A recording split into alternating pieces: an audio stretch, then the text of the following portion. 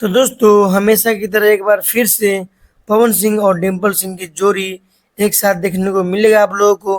क्योंकि मैं आप लोगों को बता दूं कि एक बहुत बड़ा गाना शूट हुआ है पवन सिंह और डिम्पल सिंह का, और इस गाने में डिम्पल सिंह को ही कास्ट किया गया है भाई।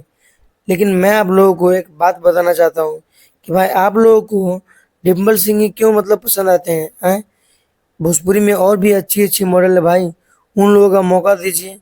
क्योंकि ऐसा मैं इसलिए बोल रहा हूँ क्योंकि ये डिम्पल सिंह जब खेसारी यादव के पास जाती है तब पवन सिंह का बुराई करती है, और जब पवन सिंह के पास आती है तो खेसारी यादव का बुराई करती है भाई। तो ऐसे ऐसे लोगों को दोबारा काम ही नहीं देना चाहिए, क्योंकि ऐसे ऐसे लोग जिस थाली में खाते हैं उसी थाली में छेद कर देते हैं।